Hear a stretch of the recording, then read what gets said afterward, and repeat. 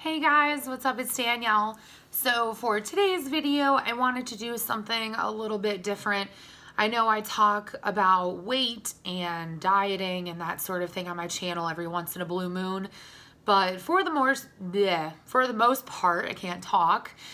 I don't really like to focus on that just because, I don't really think a lot of people want to hear about that 24/7. And I really don't like to talk about it 24/7 for obvious reasons. So, just to give you guys a little bit of background, I was at my heaviest in 2017, and I have been trying to lose all of that weight plus extra for the past 2 years, almost 2.5 years now. And I pretty much started out having disordered eating habits as a kid.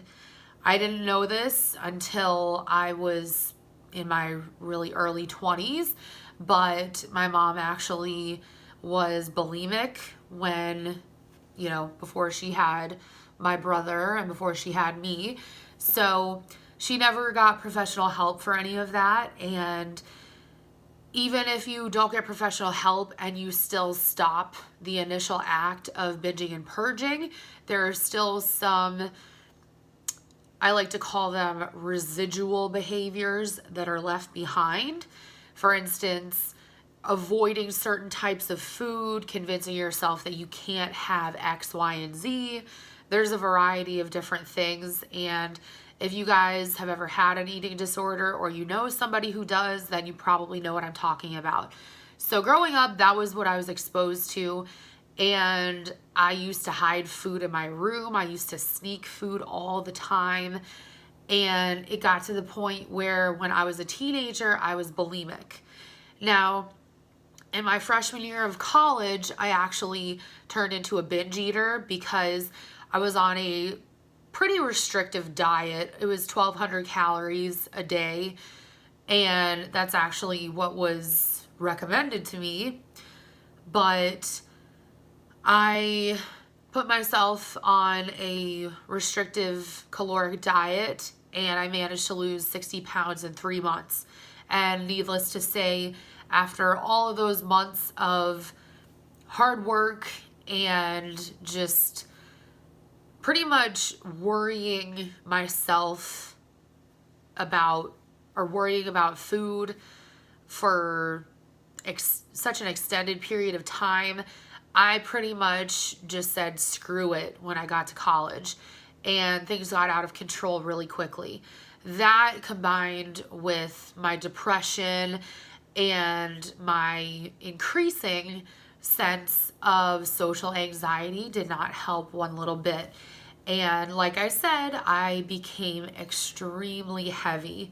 So 2017, I was the heaviest I had ever been in my entire life. And I don't want to disclose how much I was and how much I am now. I think I would rather wait until I actually get to my goal weight, whenever that's going to happen, and then I'll let you guys know. Same thing with the pant size. But just in the last 2 years, I have learned quite a bit, and I wanted to share some of that with you guys. So the first thing that I wanted to talk to you guys about is I personally think that diets are pointless. Now, I know some people are probably going to give me crap for this, and excuse me, that's okay. Everybody has a different preference, and some people do really well on keto. I know that's like a huge thing, and I was on kind of like a version of keto when I was doing that restrictive caloric diet, although I did allow myself a little bit of bread here and there and some carbs, so it wasn't completely keto. But for the most part, I do not believe in keto, Atkins, Weight Watchers, any of that, because coming from a mentality where everything in my head is something that I'm not allowed to have, it just really puts a lot of stress on me. And I pretty much decided that I can't go that route. And it really is hard for me to see other people do that because it led me in the wrong direction and I don't want them to go towards that. So I do get a lot of crap for that from other people because as soon as they start bringing up like, oh, I'm on keto, blah, blah, blah, I'm like, okay, like it's not going to last, but okay. So bottom line, I don't personally believe in it, but if you want to do that, that's cool. But for me, I really do think that diets are pointless. You should just eat normally and don't restrict any type of food. I've found that restricting certain types of food has caused me to want them even more. And I've spent, I think, like the last 3 years trying to teach myself that there is no food that is off limits. And another thing is I would always tell myself, oh, that food is bad. I can't have that. So is that one. Can't have that either because it's bad. Food in and of itself is not bad. It may not be the healthiest thing for you, but it's not necessarily good or bad in and of itself. What it does to your body is another story, but the food just on its own is not good or bad. It's just food. Okay, the second thing is focusing only on food is pointless. You're going to drive yourself crazy if all you do is focus on what you eat and how much you eat and how often you eat or how often you don't eat.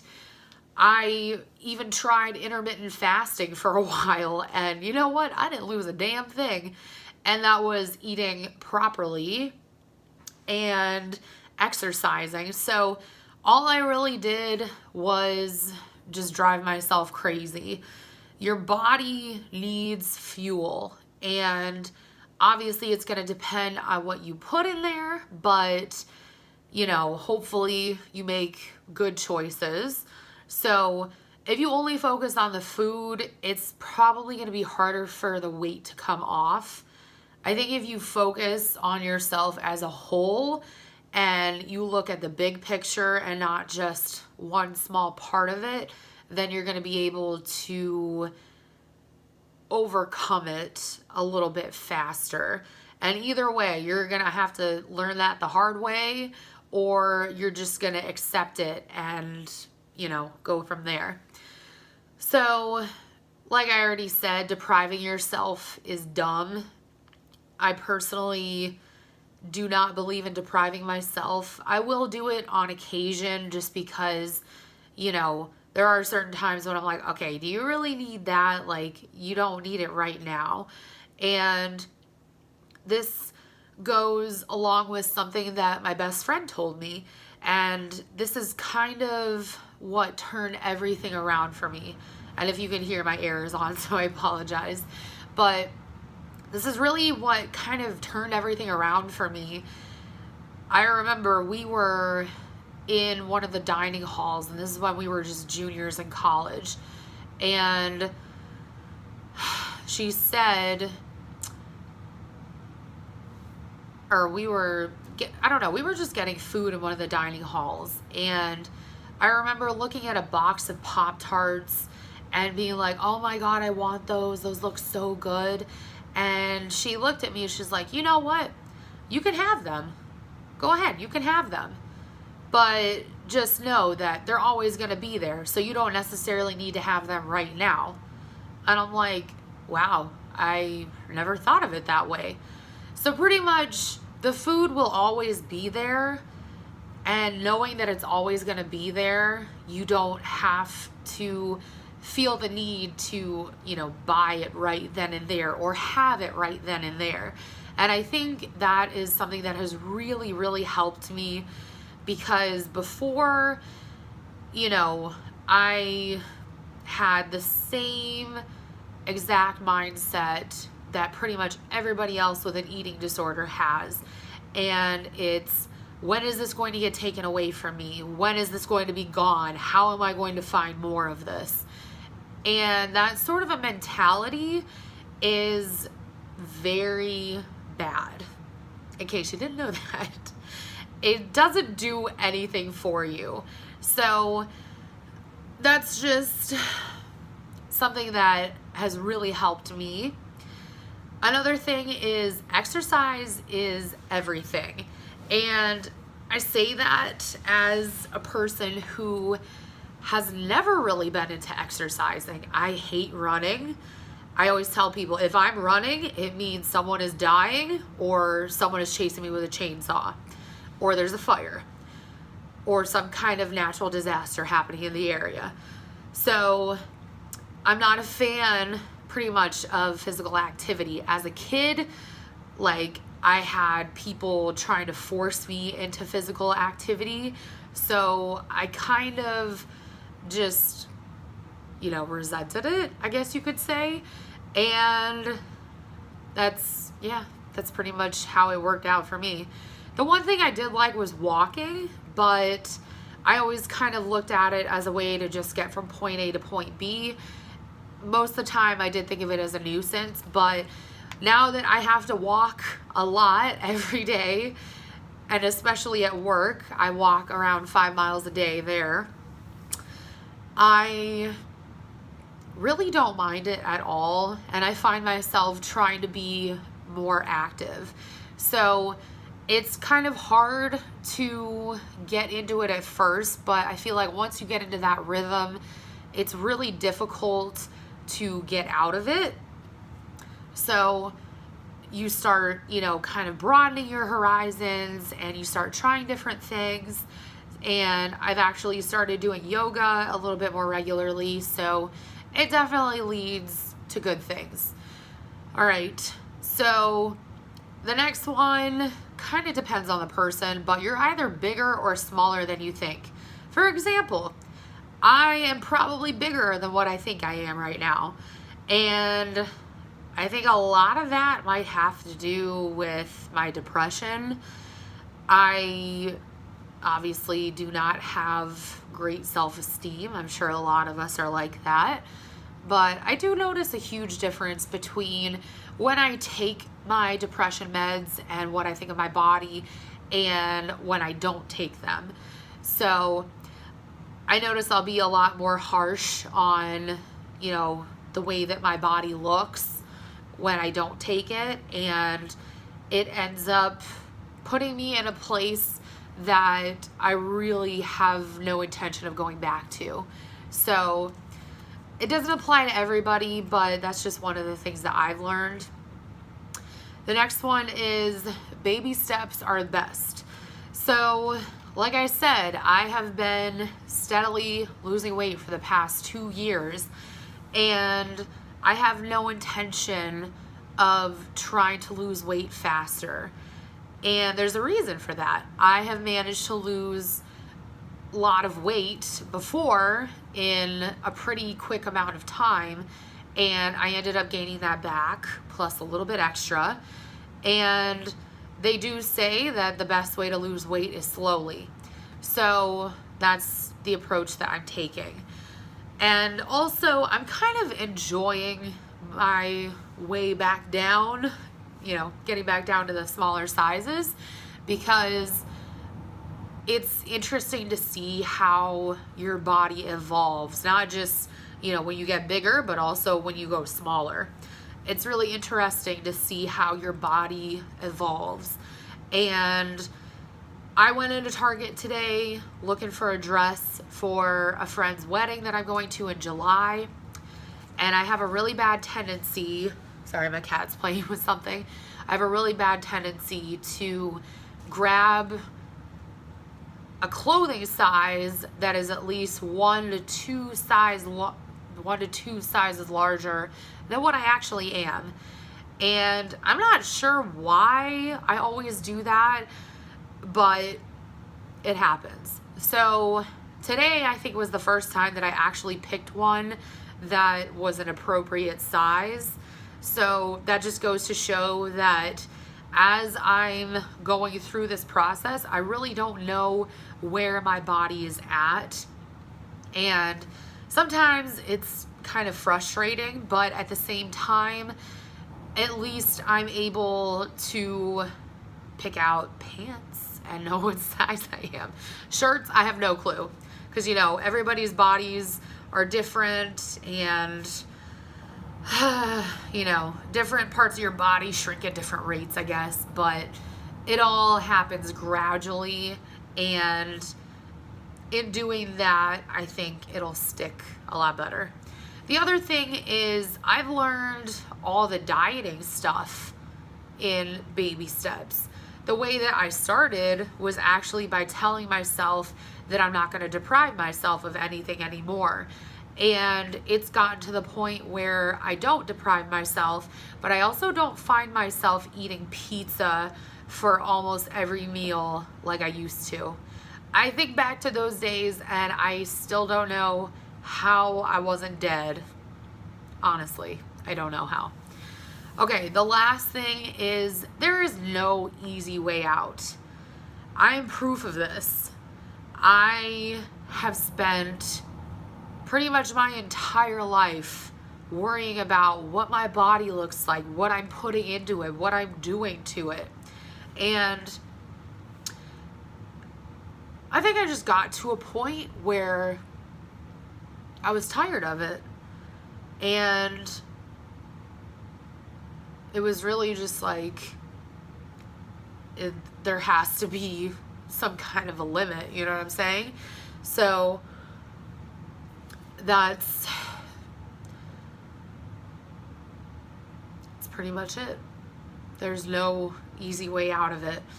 And I know a lot of people are into getting stuff like the lap band or gastric bypass. I actually had a bad experience with a doctor last year who, when I asked him for phentermine to help control my appetite, which I am no longer on because I found I don't actually need it, I was told that I should go see a bariatric surgeon because I was a perfect candidate for bariatric surgery. And to be told that by somebody who has never gone through what you're experiencing, you want to punch them in the face. And I almost did in that moment because he really just didn't want to deal with me or any of the problems that I was presenting to him, which to a certain degree I can understand.